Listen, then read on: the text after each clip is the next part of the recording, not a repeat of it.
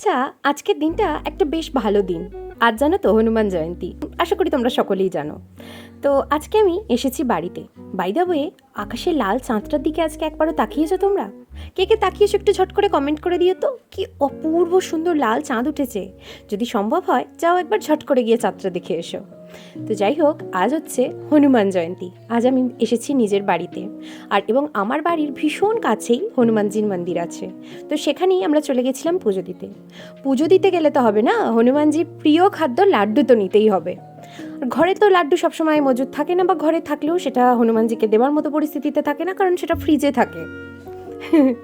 তো যাই হোক, আমি এবং আমার বোন আমরা দুজনে মিলে চলে গেলাম আমাদের কাছাকাছি একটি মিষ্টির দোকানে। আমার এক দাদু হয়, সে দাদুর দোকানে। সেখানে এখন মামা রয়েছে। তো দেখতেই পারছো আকাশের চাঁদটা, তুমি গিয়ে দেখবে কিনা আমি জানি না, আমার থ্রুদিহীন হয়ে দেখে নাও, লাল টকটকে একদম বিশাল বড় সাইজের চাঁদ উঠেছে। যদিও আমার ফোনের কন্ডিশন অতটা ভালো নয়, তাই হয়তো তোমাকে আর অতটা ভালো করে দেখাতে পারলাম না। আর এখানে আমার বোন ব্যস্ত সেই সুন্দর লাল চাঁদটার ছবি তুলতে। আমি ওকে বললাম তোর ফোনে, ও খুব ভালো ফোন ইউজ করে, আমি ওকে বললাম তোর ফোনে কেমন এসেছে একবার দেখা। ও দেখলাম খুবই ভালো এসেছে, কিন্তু তবে সামান্য একটু স্যাচুরেশন এসে গেছে। তো ও এখন ওটাকে বিভিন্ন রকমভাবে ব্রাইটনেস এদিক ওদিক করে ওটা ঠিক করছে। আর আমাদের কিন্তু ঠাকুরের প্রিয় লাড্ডু কেনা হয়ে গেছে, এবং তাতে বেশ সুন্দর করে আমরা আমাদের বাবাদের নাম গোত্র এগুলোও লিখে দিয়েছি। তারপরে দেখতে দেখতে আমার জেঠিমারাও এসে আমাকে ছুঁয়ে ফেললো। আর বোন চলে গেল আমাদের দোকানে, কারণ বোনের মনে গরম করছিল, ওখানেক্ষণ এসিতে ওখানে বসতে গেল খুব সম্ভবত, যদিও আমি জানি না। তো একটা রাস্তা দিয়ে আমরা আসছি, যে রাস্তা দিয়ে এসছি ঠিক তার অপোজিট রাস্তা দিয়ে ফিরছি, আর যেটা হনুমান মন্দিরের ভীষণ কাছে। তো চলে এলাম হনুমানজির মন্দিরে।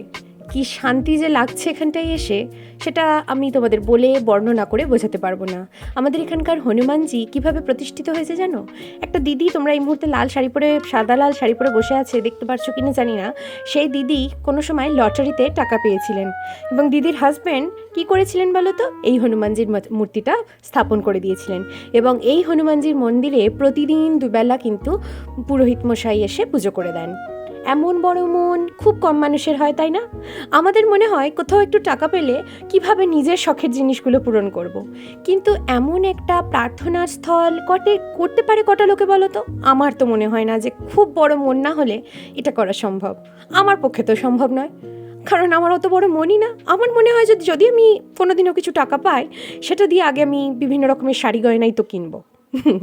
জোকস অ্যাপার্ট, আমার হনুমানজির মন্দিরে পুজো দেওয়া হয়ে গেছে। আমার ঘরের হনুমানজির কথা একটু তোমাদের বলি। এটা অনেক ছোটোবেলায় আমি কিনেছিলাম কোনো এক মেলা থেকে, আমার খুব পছন্দ হয়েছিল।